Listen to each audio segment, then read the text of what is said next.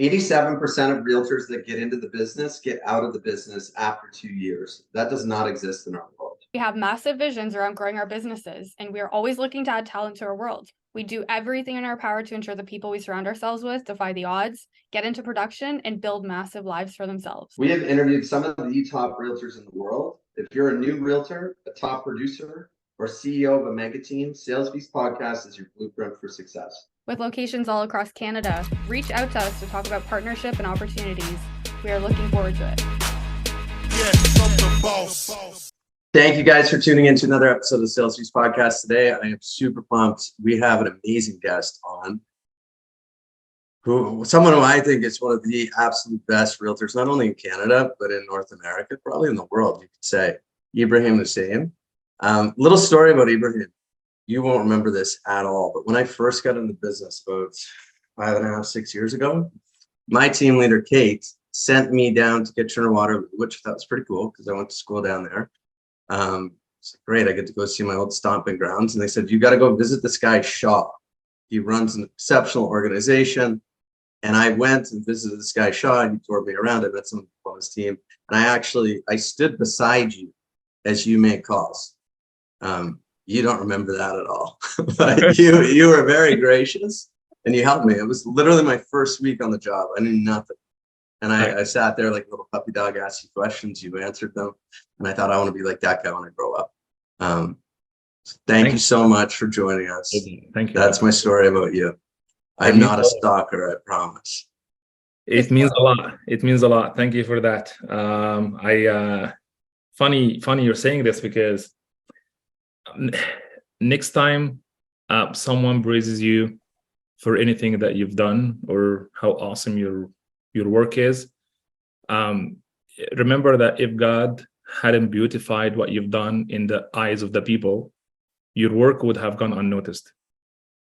So it's not really how good you are, is God had beautified what you're doing in the people's eyes. So it's thank God, and thank you for acknowledging it. I appreciate it.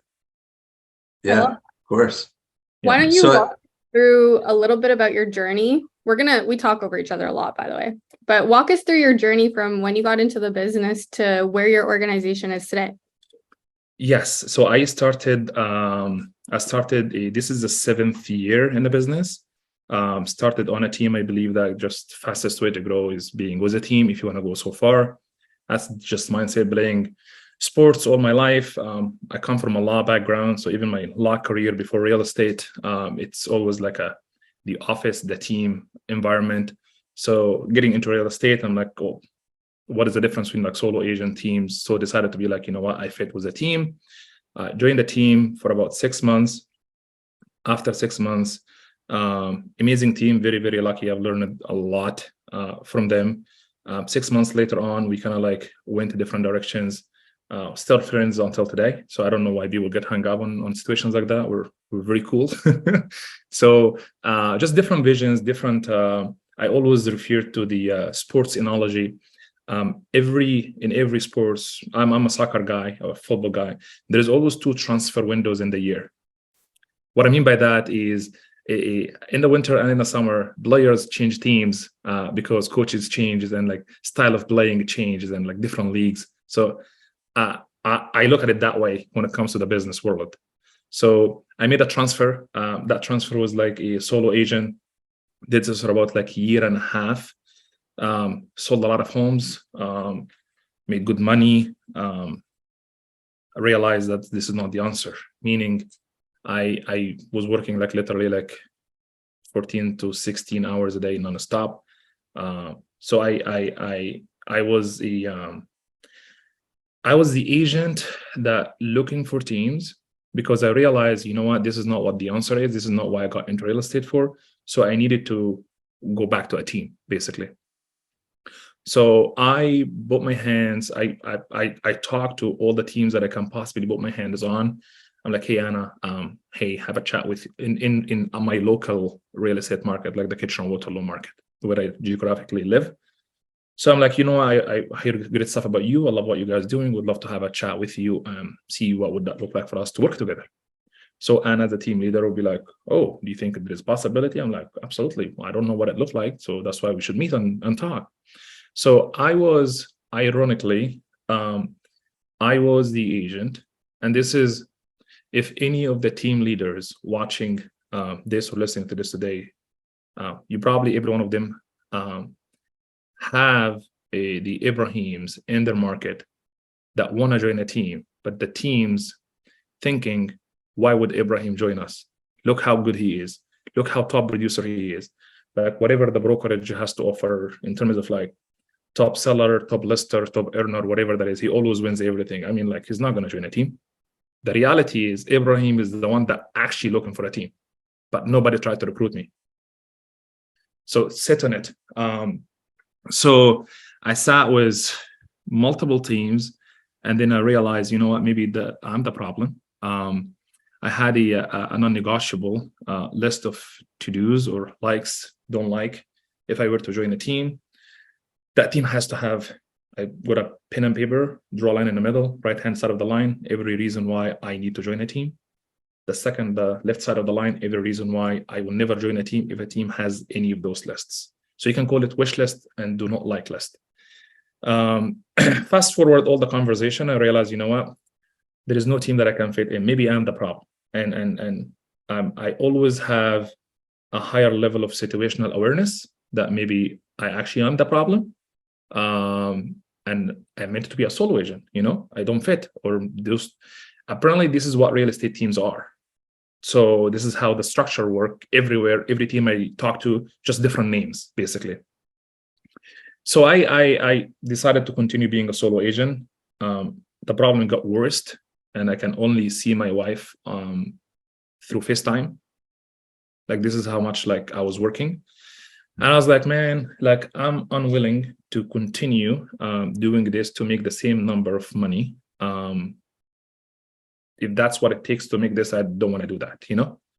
So I started, I'm like, you know what, if I were to, this might sound like a cliche or a figure of speech, but like deep in my heart, I'm like, you know what, if I were to find a team, if I were to find a team that I will join, what would that team look like? So go back to the experience I did, that like, here is wish list, here is the no-to list. I'm like, why don't I just start that team that if I started it, if there is people out there, and I'm sure I'm not the smartest person, if they think the same way I'm thinking, they will end up joining that team, because if I found that team, I will join it. Like keeping it stupidly simple, okay? So I did that, had the privilege and honor of speaking to a person by the name of Idris Beg, first person to join the team. Today he's my business partner. It was just two of us, like basically, and my wife, I forgot. My wife was the first assistant, first admin, first ISAs, first everything. She did everything with me when I was like solo agent at that time. To kind of like buy back time together. So I'm like, just come work with me so we can at least see each other at work. Didn't work out, you know, because we can always like ended up talking about work all the time, even home. So not a good idea. So I started the team. It was November 1st, 2018. I did that knowing that if I did not and didn't start the team November 1st, 2018, and I waited until January 1st, 2019, I probably would have got the #1 salesperson, individual agent in Canada for Keller Williams at that time. Knowing that the year starts November 1st and ends October 31st, the actual real estate year, because anything we do October, November follows up the following year. So I wanted the team to have a full 2019 of production. So starting the team in January 1st, so I can get my individual award. Well, the team actually have 2 months less for a full year production. So the whole is bigger than the one. So I did like take the bullet, and I'm like, you know, we're just gonna start the team November 1st. Cool. Starting from 2 agents to 4 agents to 9 agents. Fast forward, we came from non-existence on November 1st, 2018. 6 months in 2019, that's the first year of production, we appeared on the map. You know how Keller Williams, forever grateful for the company, by the way, for everything that we've learned. They have something very, very cool. They publish the reports every month. You can see like who made what. I love this. I love this. So I'm a very competitive person. So at least we saw ourselves appearing on the map. So I'm like, we're number 73 in Canada. like on the teams wise. I'm like, at least there is, we appeared, came from not like non-existent. So that was June. I'm like, okay, keep pushing. So the goal was to hit the list of top 25. So we did the December, we hit the 25 list, top 25 list in Canada. Typically, the top 25 lists are almost always the same top 25. They just change seats. So fast forward quickly, 2020, started to 25, and then we move gradually like 19, 17, whatever. End of 2020, we made it to the top 10. So starting 2021 in the top 10, it gets tougher. Top 10, always the same top 10. They're not Mickey Mouse. They're top producing teams. They've been in the business for a long time. They know what they're doing. So it gets a little bit tougher. So spend the whole entire 2021, like gradually like going up, like 4, back to 7, 7 to 3, 3 to 8. Like it's very, the difference is very small between them. January 2022, so end of 2021, we finally made it to the top one, the number one team. And then that was like 24 agents at that time, 24 agents. So fast forward 1 year later, we did 280 million worth of sales. So basically 2020, we did 151 million of sales volume. 2021, we made 280 million. 2022, we grew the team, doubled the size of the agents. So we went up to 38 agents. We made 411 million of sales volume. And that put us on the number one brokerage in the country for the other brokerage that we moved to. So now looking back, we have a team of 61 people, 44 licensed realtor, and 17 supporting staff members. Kind of give you an idea of like how we went from solo agents to where we are today. I'm a firm believer that the team is nothing, absolutely nothing more than the combination of the caliber of the IQ of the people on that team. So we refer to the team members as business partners, because whether we choose or not, they are business partners. And that's one of the biggest reasons we grew, I'll say, much faster in the eyes of the people comparing to our friends. I wouldn't say competitors, our friends who have different real estate teams. We're the audience from a third-party observer looking at what we're doing. You guys are growing so fast. There is some key elements contributed to the growth that's called so fast. It's the culture of the company. So in 2000, May 23rd, 2018, I was in San Diego, California, and I had a meeting with an entrepreneur lady. Her name is Tiffany Bova. There is a book called Growth IQ. Growth IQ. That's the name of the book. So Tiffany Bova is the chief officer of innovation and growth in a company called Salesforce. Small company, $16 billion only, very small company.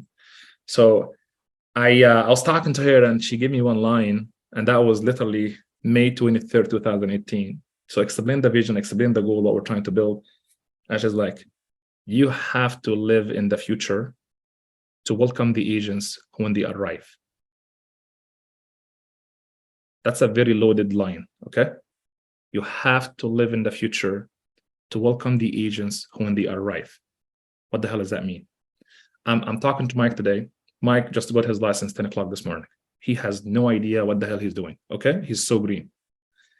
That exact same Mike, when I sat down, I talked to him, I cannot afford but to respect the future version of him in 5 years from now, when he knows more than what he knows today.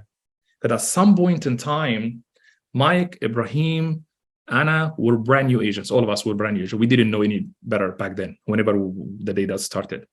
And then would you agree that now we know better than what we used to know before? Obviously, everybody does.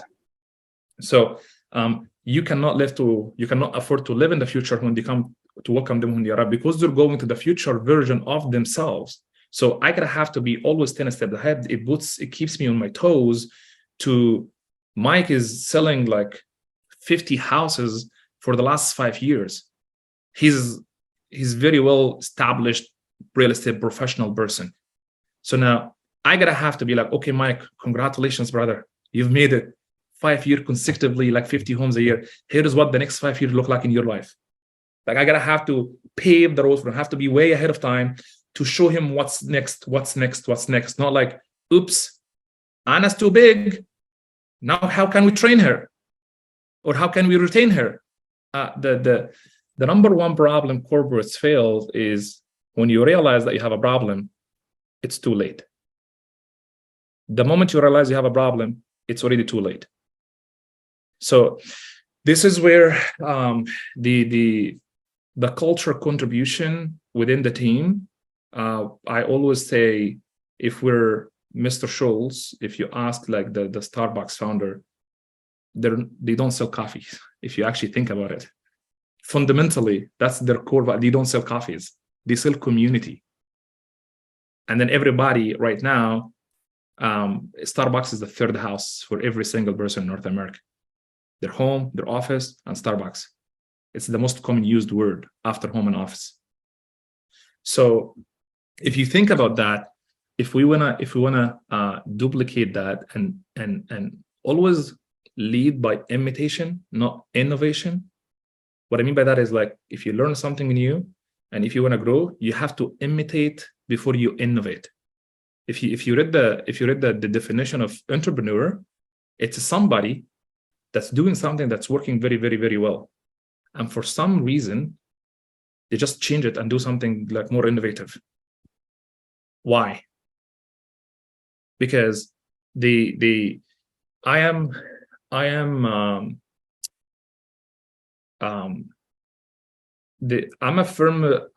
a big fan of the critical thinking process of everything you're doing. So like when I started real estate, and in I'll say like first couple of years in real estate, I was surrounded by like top producing people. They know what the hell they're doing. But like when somebody tells me something, and it's the same advice, like I've learned it and everybody learns it. We don't know what we don't know, first of all, okay? I don't know what I don't know. You don't know what you don't know. Unless we know it, or until we know it, then it is our responsibility to act upon it now that we know it, okay? So I was always told that what got you here is not going to get you there. Your only competition is yourself. It's you versus you. And I'm like, while this might be like more of like a blanket statement, and if you're speaking to the masses, you probably smart of you to say it that way, but you gotta have to pick and choose your audience of who you're talking to. Meaning, what got you here is not gonna get you there. That it's a big fat lie, in my opinion. Okay, because no. What got me here is gonna got me there. What got me here is the discipline, is the consistency, is the hard work, is the foundation of the work. They're called foundation for a reason. They don't change. Like it's foundation. They don't change. You just have to build upon them. So the idea of what got you here is not gonna get you there. I don't understand it. Maybe what they meant is like, I get it. Like I understand. We're on the same page. Of like, you're gonna have to do something different than what you've done to get you to a different level. I'm like, no. There is a concept called in addition to, not instead of. Anything we do in the business, it's in addition to, not instead of. You're doing exactly what you're doing to get you here. You're gonna have to have something in addition to it, not instead of it, that will get you to the next level. You always have to imitate before you innovate. Establish what you have, imitate it, do exactly what Mike does, because he knows what he's doing. It got him the result. I'm gonna do the same thing. I'm gonna tweak it a little bit after I achieve the actual basic foundations. But yeah, so, and then the whole idea of like, and then take it to the next level. If you want to grow, if you want to scale your business, don't compare yourself to others, or don't compare your inside to other people's outside. I get that. I understand. But I have a different belief. I actually must compare myself to others. Everybody, in fact, must compare themselves to others for two reasons. One, to celebrate their success. Two, to get inspired and do much better than what they're doing. Because if I tell Anna, don't compare yourself to others. Your only competition is you. It's you versus you. That might fly with the masses, but the problem here is what I'm actually telling Anna, without telling Anna, is don't compare yourself to others, because I don't think you've developed a level of emotional maturity, emotional intelligence big enough that when you compare yourself to Mike, who's doing much better than you are today, you're going to feel shit about yourself. So I don't want you to feel shit about yourself. So please don't compare yourself to others. That is what I'm telling you without telling you this, because I want to make sure you're taken care of and you don't feel bad and 1% better every day. Of course, all of this is good. In the real world that I'm coming from, okay, any professional athletes, Michael Phelps, who win 8 Olympics, guess what? They have to compare themselves to the best in the world for them to be the best in the world. They don't be like, don't compare yourself to others. I'm here like swimming in my own lane. That's not how the world works. You know what's number one rule in life? Number one rule, don't freaking be number 2. That is what number 1 rule is. So if we embody that mindset and understand that sky is not the limit, sky is the beginning. Because if you went to Dubai and you went to Burj Khalifa in 120 floor, you're probably already in the sky, actually. So sky is not the limit anymore. Sky is the beginning. Your belief system is. So how far can you take it, and how far the elite best version of yourself that God has created you to be, if you think about that version of yourself, the absolute best elite version of yourself, and you're meeting this person, it's a true hell. It is a true hell when the person you are meets the person that you could have been. I don't want that meeting to take place, because this is what I could have been. This is what the best elite version of me looked like. This is what God has created me to be. And then this is who I am today. But this is what I could be. What that meeting is not really good at all. It's a true hell when these people meet each other. So we try to the mindset of like committed to greatness, and everything you do is nothing below greatness, and your level of greatness is up to you. Like everybody's level of greatness is up to them. So, it says paid to think. That is the actual job. We get paid to think. Like the money we want to make, the growth we want to have, the relationship we want to build, it is really depending on the level of our thinking skills. If I suck in anything in life, like absolutely everything in life, but I got one thing figured out, you will do very, very well, Mike. Very well. The decision-making skill. If you suck at absolutely everything and you got that one thing very, very good, the decision-making skill, making the right decision at the right time, when needed, thinking in a critical way. And when you're doing that, most people will be like, oh my God, you're a risk taker. You have a higher risk tolerance, like that's why you're a risk taker. Of course, obviously, like everybody knows, like the more risk you take, the more rewards you get. Doesn't really take a genius to understand that. But if you take a step back and then like change the lenses and put a new lenses on and look at it differently,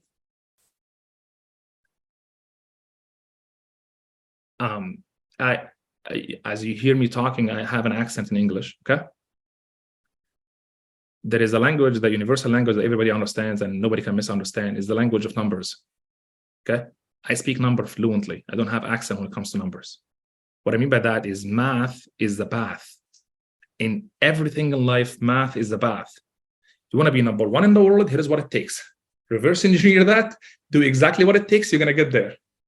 But as you're doing the math is the path and understand and embody that mindset, the best math any of us can ever do or learn is calculating the future cost of your current decisions.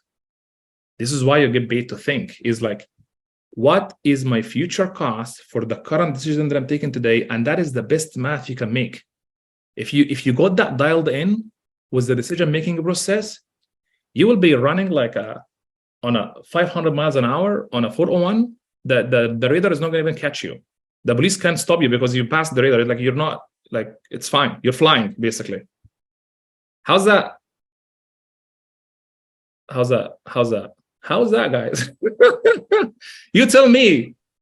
I took like a whole page and a half of notes. So Okay, good. really I don't want to, like, you ask me something specific, and I'm trying to, because here is one thing I know. People that listening, I'm very, very, very grateful for that. And for you, first of all, and the audience and anybody that watching or listening right now in the podcast, I know that the time that they took to listen to this episode, they will never get this time back. And then it's the most crucial currency they have in their life. So hopefully I will make it worth it for them. So that time they will never get it back. So we'll make it worth it for them. So I'm trying to give you as much of value as I can in the time that we have. So based on what I've just explained to you, if you have any more questions specific that would relate to your audience, let me know. I would love to answer them in details. Well, I have a question, unless I know, Mike, you want to jump in, but I have a question just specifically about what we just discussed around your mindset. Yeah. Is it okay if I ask a question, Mike? Of course. That's why we're here. So what you said is we get paid to think. And I think a lot of what you discussed right now with us is super critical. And if someone's listening to this brand new to the business, the first thing that you have to do is think, right? It's not grow rich and think, it's think and grow rich. So you need to be able to implement the mindset, the habits, the discipline before you can achieve what you want. So when you're looking back at what you've done over the past couple of years, what habits did you build early on in your career? And what habits and discipline have you implemented now to help you keep growing faster than your people? We get paid to talk. If the audience here are real estate based audience, or sales professionals in general, you get paid to talk. The more people you talk to, the more money you make. Your income is relatively impacted by the number of conversations you have. So when I started real estate career in the very beginning, there's two stages. One from a realtor perspective, and then two is from a business perspective. From a realtor perspective, I understand that the idea of like traditional selling versus reverse selling. Funny, I just made a post on Facebook this morning explaining the difference between the two. It's basically the idea of when I started real estate, I maybe knew at that time to the real estate sales business, but I'm not new to the business side of the world. So it was just like only real estate. So I gotta have to adapt some transferable skills over and tap onto that to run quickly instead of taking there is no elevator for success. Everybody has to take the stairs. The difference is like Mike runs on the stairs and I'm just taking my time on the stairs. And the rooftop has a swimming pool, nice views, 10th floor. He's already having tea and sun bath. And by the time I reach up there, I'm like, yo, Mike, did somebody parachute you here or what? How come you're already enjoying the life here? And it's like, nobody. I took the same freaking stairs that you took. I can see you slacking and hanging out, and I'm walking through the stairs. I'm here a lot faster than you are, but I took the same goddamn stairs that you took. So it depends like how fast we can run, right? So the idea of I understood the simple math is like it's not a numbers game. Well, it is, but it's not really a numbers game because it's a conversion rate game. How many people that I can talk to, relate to, understand that people are not buying my service. As realtor, people are not buying your service, or even a salesperson in general, they're not buying your service in the sense of like, how would you do it? What would you do for them? They don't give a two crap about that. What people are buying is they're buying the end result of what you're offering. What I mean by that, instead of you focusing on and explaining to them, here is what I'm going to do, here is what makes me the best realtor, here is what the difference is, here is how I'm going to do that for you. They're not really, because you're talking to the when you pitch something to somebody, you're pitching something through a logical argument, a logical conversation. Here is why we're the best. Here is how we're going to do that for you. Here is why you're going to have a best experience and all that stuff. That's a very logical argument. The receiver on the other end doesn't receive it that way. The receiver receives that on the emotional side of the brain first, only then goes to the logical side of the brain. So if I'm talking to somebody, I'm actually pitching to the emotional side of the brain, which is, Here is what the desired outcome from the business transaction would look like. Working with me would result into you having this and this and this and this, not like how would I do that? Does that make sense, guys? So I tapped into that big time and just building relationship and the habits of like what goes on. And this is where a little bit deeper, but if somebody really internalize it, it will probably change their entire life. It will transform their production. What goes on personally shows up professionally. Everything goes on personally shows up professionally. If I have a shitty life, if I have not good relationship, if my health is not okay, if I don't go to the gym, if I don't work out properly, if I'm like my personal life is not A game, my business life is not going to be an A game.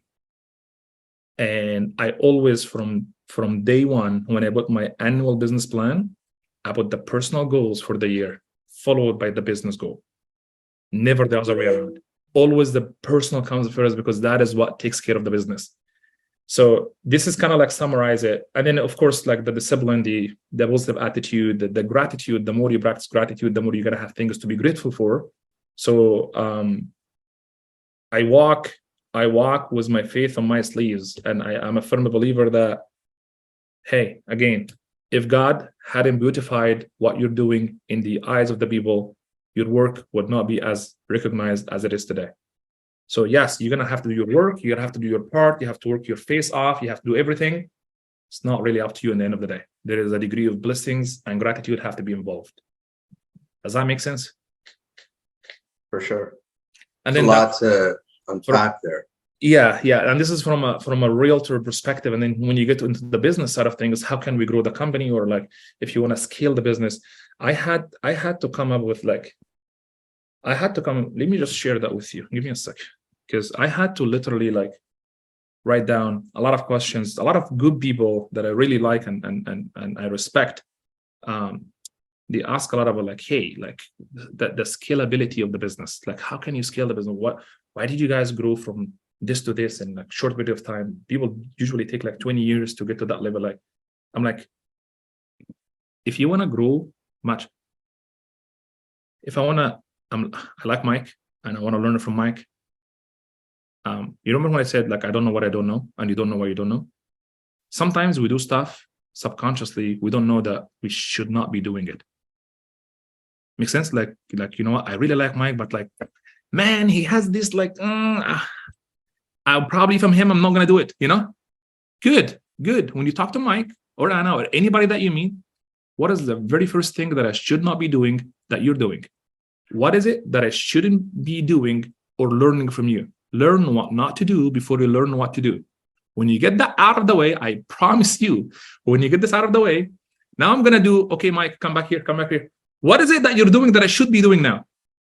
If I did exactly what he does without the stuff that I know that he shouldn't be doing, from my opinion, okay, I'm probably going to get back. Like if it took him 2 years from point A to point B, yeah, and it's going to take me only 1 year, because I'm going to do the stuff that he does without the stuff that he shouldn't be doing, that he doesn't know that he shouldn't be doing. Because I'm pretty sure there's a lot of things I'm doing that I shouldn't be doing. I wouldn't know that until somebody points at it, because I don't know what I don't know. Make sense?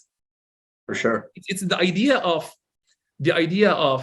and this is a whole different topic. We'll give a 1 hour speech about that. But the idea of like, how can you reach your potential? What is potential? How can you reach it? There is 4 elements.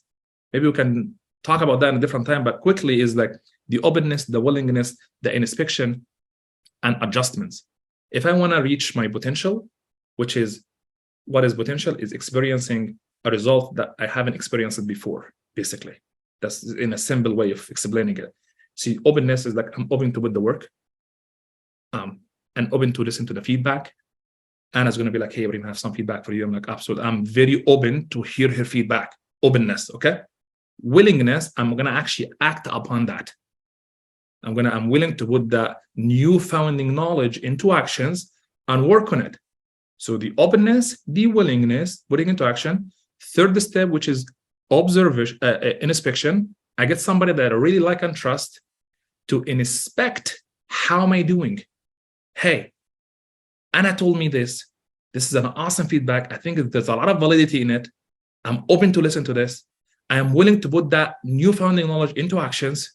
Mike, as I'm doing this, I need you from a third-party observer to watch what I'm doing and give me an inspection. See how am I doing? You get it? So now I did the inspection. It creates awareness. The fourth step, awareness or adjustment. So the awareness is now that I know what I know from a third-party observer, somebody that I like and trust, tells me what I should be doing, what I should be doing more, what I should stop doing, all of that stuff. Now it created awareness of conscious, I creates a consciousness now that I have conscious thoughts about my unconscious behavior. That is what it does. Like, because of the inspection and you give me your feedback, that feedback created consciousness in me. Now I am more conscious of my unconscious behavior. Does that make sense? It's called subconscious. Like, subconscious is below awareness. Like, subconscious below awareness.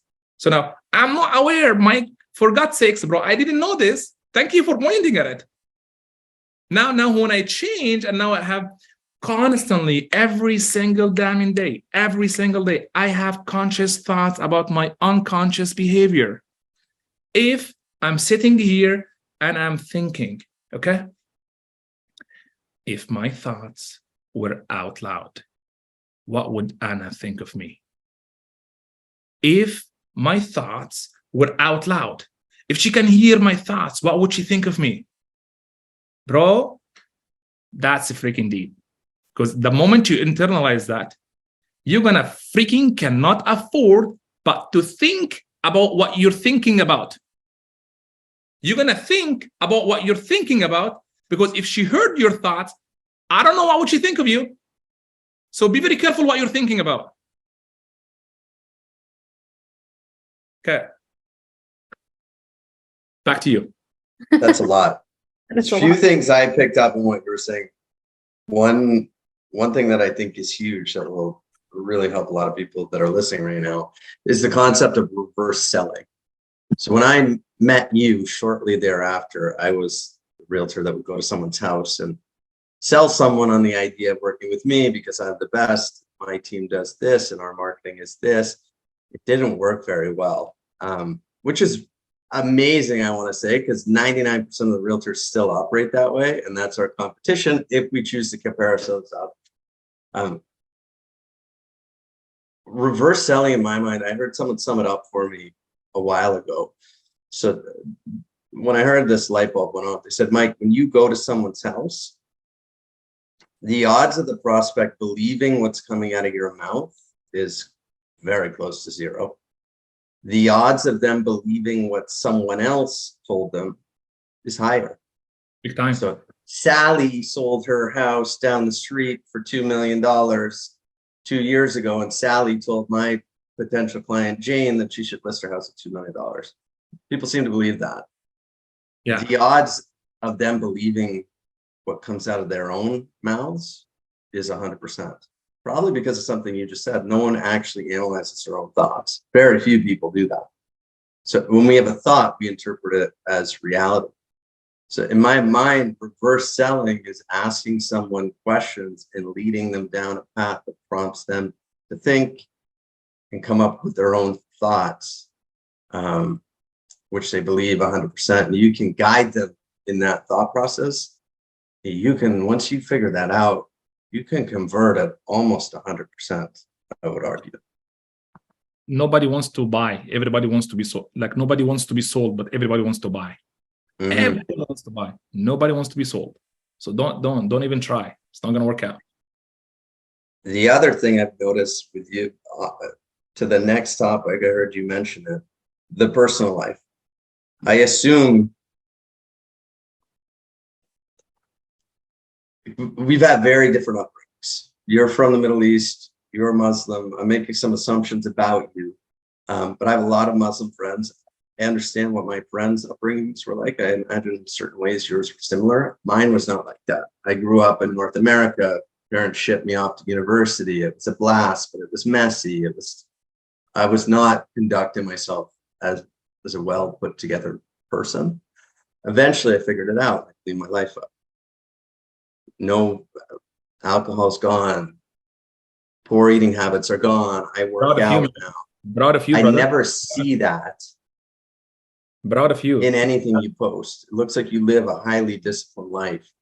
When I see you at work, conducting yourself as a leader, and then I see you at home with your little girl and your wife. I don't see any partying. I don't see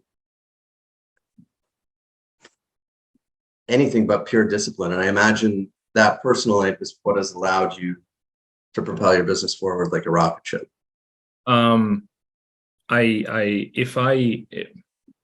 Yes, thank you. I appreciate that, and God bless you for doing what you're doing now, and I'm proud of you for turning things around, because you're exactly where you should be in life based on the decision that you've made so far. So if two people, one billionaire and one homeless, I apologize, one experiencing homelessness. We should never call people by their circumstances. So it's not a homeless person, it's experiencing homelessness. So they asked the billionaire, what is one reason? He said, like, my dad was alcoholic. They asked the person who experienced homelessness, what is your reason? He's like, my dad was alcoholic. It's the same exact reason. Just what can we make out of it, right? So kudos for you, brother. Kudos for you. Good for you. So to your thing on observation, it is bro, life is too short, man, in the sense of like my daughter is 2.5 years old. I got her own iPhone. She has her own phone, believe it or not. No SIM card, because she doesn't, she only FaceTimes. So she has an iPhone. She has her own Apple ID, and like the phone, I text her and her mom reads the text messages for her. But what I do is I send her video messages all the time. So she will grow up. She's going to be 16, 15, 20, whatever, that when she becomes an adult and understand, she's gonna reflect back and, okay, who was my dad? The one that he was saying that he's doing this and this and this and this. What does the reality look like? The say to do ratio, are they matching? The say to do ratio, are they matching? And that's I don't know, brother, but that's a freaking scary feeling. Okay. So I want to make sure when she grows up, she has somebody that she can be proud of. Same for my wife. And at the same time, when I give you the example of like, Mike is brand new agent that I'm talking to him today, version of him. So if I'm living in the future to welcome Mike in 5 years later when he's a rock star agent, well, Mike at that level has a higher expectation of the people that he's going to be in business with. So I cannot afford but to keep improving myself to match and earn Mike's business partnership in the future. So I have to do what I'm doing now, because it goes hand in hand. It goes hand in hand. Does that answer your question? You mentioned something right there, and we got the privilege. I think I just froze. You're good. You're good. Okay. You guys are frozen for me. Anyways, we got the privilege to see Ed Milet back in February speaking. And one of the things he said is one of the most insidious forms of child neglect is a parent who doesn't chase their dreams and potential. And that stuck with me. Yeah. And it sounds like you're truly living up to your potential, or aiming to fulfill that potential as much as you can throughout the lifetime that you lead. Because I don't know, thank you. First of all, thank you. It's a caught, not taught. That's what Ed Milet talks about. It's caught, not taught. So your kids will catch you playing big and living up to your potential. You're not going to teach them that. They will catch you playing small when you die. Okay, here is where it may be non-business related, but it has to do with everything in the business for me. Okay. My number one mentor in life is my father. He's my role model. He's my teacher. He's my everything. The biggest lesson he has taught me was his funeral. I was only 14 when he passed away. I wasn't big. Okay. Watching the funeral and seeing like thousands, not a couple hundred or like tens of people, thousands of people walking the funeral. The town was shut down. It kind of like it reflected in my head of like, okay, what kind of leader he was, and yeah, he was actually preaching and walking his talk and doing this.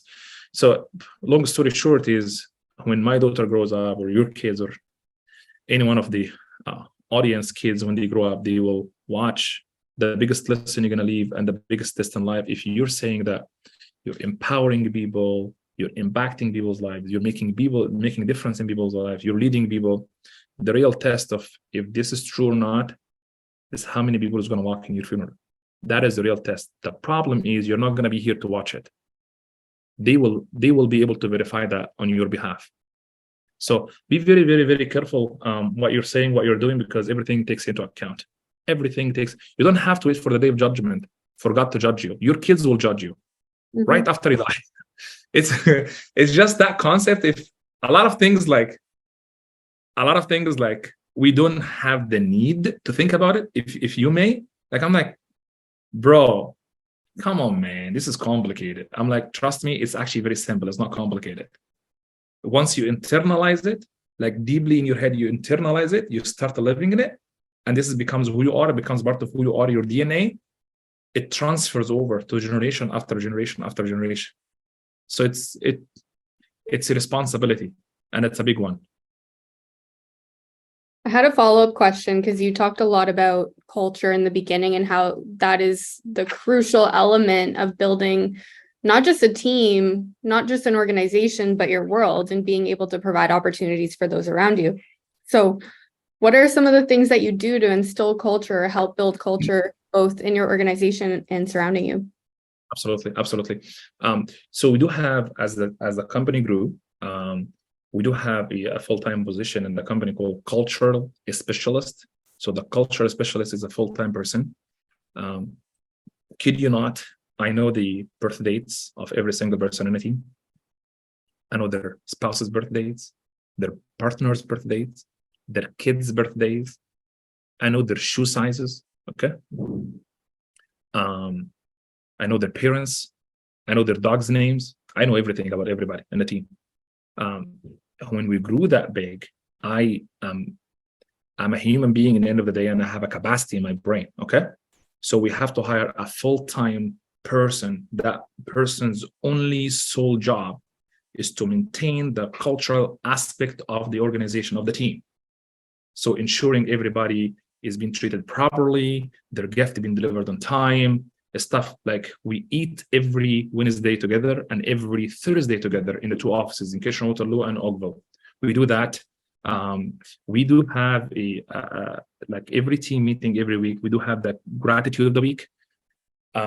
So everybody on the team dictates what they're grateful for and who else on the team did something for them that they're grateful for. And then we put that only every week on our social media publicly. So the people who are haven't interacted with us yet, whether it's a realtor, whether it's buyers and seller, they get to see behind the scene of how those people treat each other. Okay, that's number one. Number two, and then the stuff that people say, very deep, very, very deep. We send a survey. We send 2 surveys every month for the company, and then this is probably this is a gift for the audience here to take it and implement it. It will literally add a couple hundreds of thousands, if not millions of dollars to your organization if you were to implement what I'm just going to say now. So we send out 2 surveys to the team. One is value survey. 2 is a culture survey. The value survey goes as follows. If you were the decision maker of the company, what is one thing you would like to see achieved that will benefit your business and your fellow partner's business? What is that? Send it out every month. So here is where we're smart when it comes to that. We're smart because we understand we're not that smart. That itself makes us smart, realizing that we're not the smartest. So what, like a group of like 60 people giving you inputs of now I am part of the team members. I get an email and a survey Google form to fill tells me if I'm the decision maker of the company, what is one thing I would like to achieve or do? Man, I have a voice here. And then we take what people say. By the way, do you know how much easier that is for us to run the company because they think for us? If you want to think about that, they do the work for you to a degree, because you still have to validate everything at the end of the day, but they come up with the ideas for you. And then we implement what we see fit for the vision of the company. And then the following month, when we implement it, hey guys, we implemented this, you like it, everybody loves it. Well, thanks to Mike, because he's the one that came up with the idea. So please keep coming up with your ideas, because this is how we improve. It fires them up. Everybody feels like, this is my company, I run it. My voice is heard. The stuff has been implemented based on my recommendation.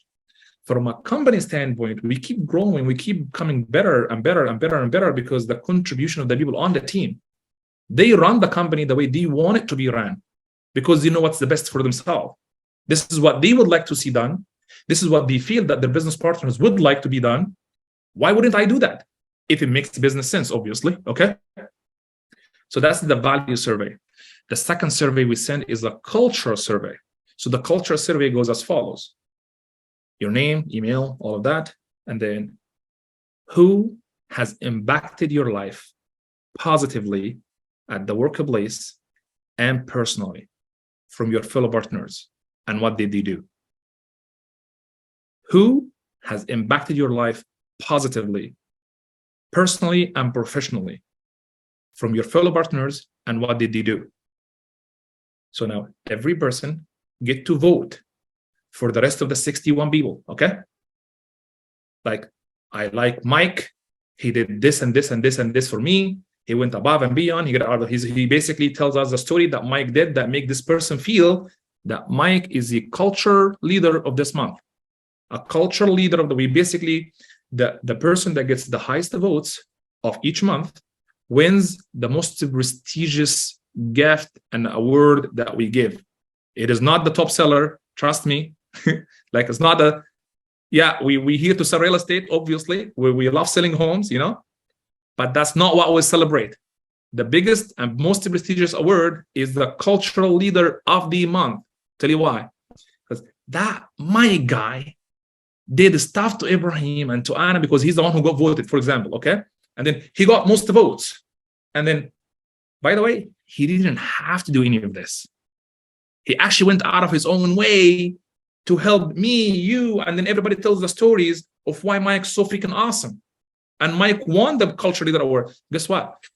Those also happen to be the top producer people. Because the more you give, the more you get. So we do this regularly every month, and then it does magic. You just feel good.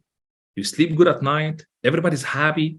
People never leave you unless you choose to go a different direction with them, because they have no reason to, and just keeps growing. It keeps growing. Simple solves the complex. Here is another gift. Simple solves the complex. Keep it so simple. Properly treat people the way they want to be treated and the way they deserve to be treated, and stop calling any of the team leaders that is listening to here. Stop calling the team members your agents. Stop referring to them as my agents. We'll get one of my agents to call you, or like, how many agents on the team? Oh, I have 12 agents on my team. I'm like, that's all you need. That's all you need to hear. Give somebody the mic for 15 minutes and let them slip, and they will speak the subconscious mind. If they say my agents, my team, my staff, it tells you the mindset of the leader of the company, and they're not your agents. They are your business partner. Whether you choose or not, they are your business partner. Not just saying it, but as just a matter of fact, because they invest part of their hard-earning money, so-called the commission, in growing the company that you just happen to found. Okay, this is all it happened. You just found the company. That's all he did. Of course, you're running it because you're getting paid to run it. So you don't get cookies for doing your work. You get paid for the work. That's it. Stops right there. You already got paid for the work. Thank you so much. Give them the credit that they deserve to get.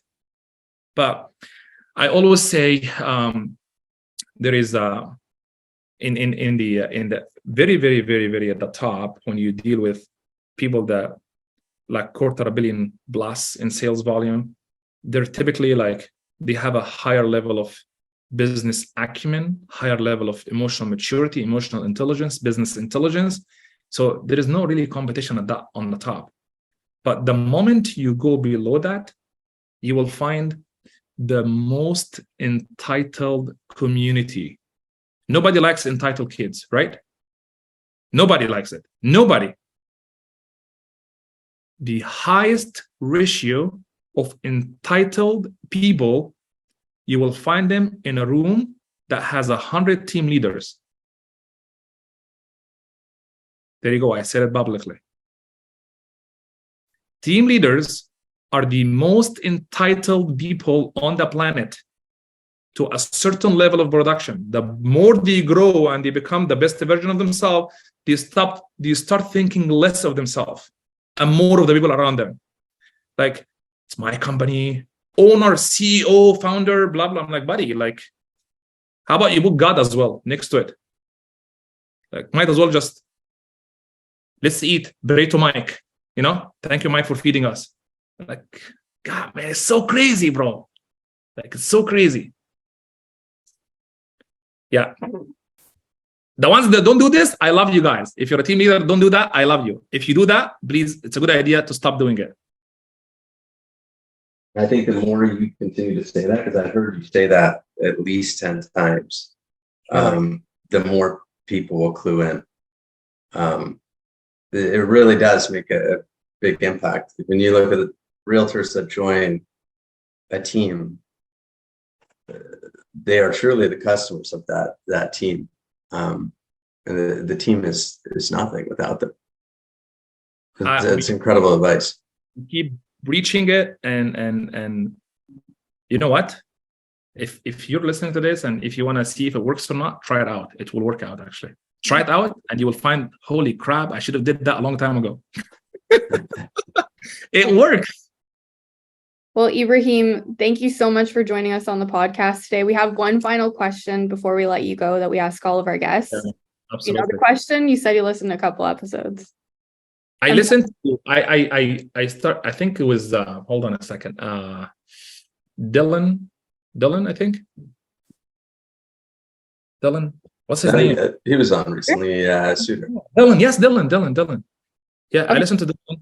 I forgot who that second person is, but I listened to Dylan episode. It was very good.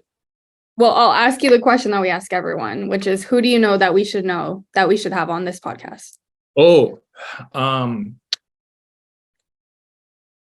okay. If you want to have somebody that it will give you more insight. Do you want to talk? Okay. Is it more of like an operation side of things, or more of like somebody in a sales side of the thing? I will tell you why. Like, you know how in growing the organization like really big, there is always like two people, technically, the visionary and the integrator. Mm-hmm. Are you familiar with those terms? Yeah. Mm-hmm. Visionary, integrator. So rocket fuel, right?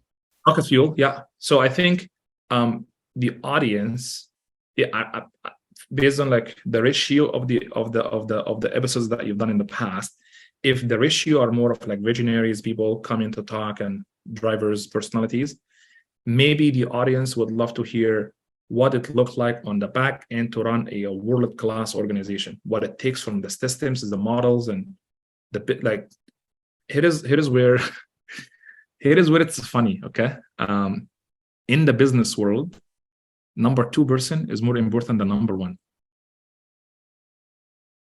So if you want to do that, I will highly suggest Miranda Drexler. She is the CEO of our company.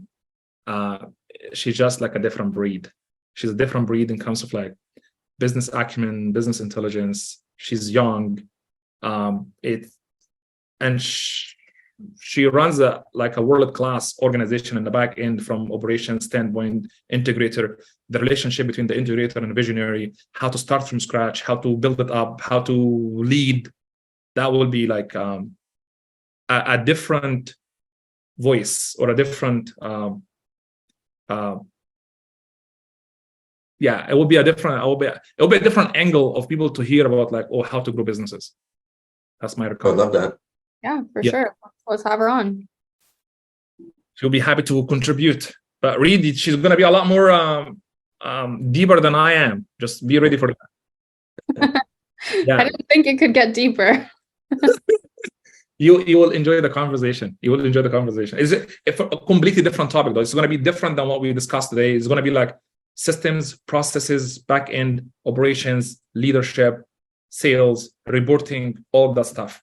Yeah, I think that's important. I think teams needs to hear this. Anybody that runs a team right now, sales, they will. Okay, well, you cannot grow the team just by yourself. Mhm. We come up with 20 ideas in 2 minutes. Well, I'm somebody has. Yeah, I was going to say I'm a huge believer that to be able to grow a big organization and be able to retain agents and provide them the most amount of value to grow, you have to have a solid operations hub, solid operations, administration, and ability to show people that you're actually building a business. You're not just being a sales organization, you're building a business. Yeah, there is another Mike. I don't know if you know Idris or not. We call him the Wolf of Wall Street. He's the Wolf of Waterloo. Yeah. but he's super polite, very articulated, super like super good dude, and top producing agents. And he was the broker of record for our previous brokerage, and he very well put together person. And you will like some of the phrases he says when he talks. He's super articulated in a way that I wish one day I can speak like the way he speaks. I don't think it's gonna happen though, but like I try. Yeah, so we'll have them both. Yeah, so they sound like Idris, excellent people. Yeah, Idris, like BAIG, IDRIS, Idris Beg, and Miranda. Those two will give you a fresh breathe of like, holy crap, this is different. This is a good way of looking at it. Because here's where I like. First of all, I gotta have to give you the credit for this. I appreciate the fact that you're reaching out to me, even though we're not the same brokerage. Good for you. I'll tell you why good for you. Because the number one reason, if I were to attribute something that it helped us grow much faster than our colleagues in the previous brokerage, I learned a lot from outside. Mm-hmm. I didn't only lock myself to one environment and everybody talks the same thing, repeats the same quotes, say the same thing. I'm like, I need to expose myself to a different way of businesses to help it grow. So thank you for your podcast, because it will A, help you grow your audience for the podcast. People will hear different voices, different brands, different styles of leadership, different style of, instead of just one, you know what I'm talking about, right? Like one style of leadership, one style of talks. Like, good for you. I want to acknowledge you for this.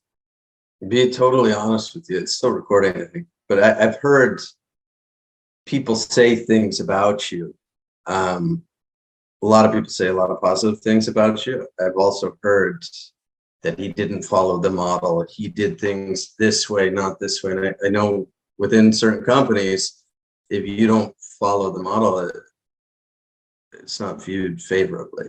The fact that I was hearing so much made me think, to have this many people talking about him, he's got to be doing something right. Yeah. I thank you again. And I think it's fortunately and unfortunately. Fortunately is it will expose you to, here is where, can we be a little bit open here, Frank? Okay. One of the absolute badass, most smartest human being in the history of real estate is Gary Keller. Okay. I'll tell you why. Just bear with me. Okay. Bear with me. When we go in a podcast or a seminar, webinar, masterminds, very frank, these things are already recorded. Like you can find them on YouTube and verify what I'm saying. Okay. And we have let's say a conversation like this, 4 of us. Okay.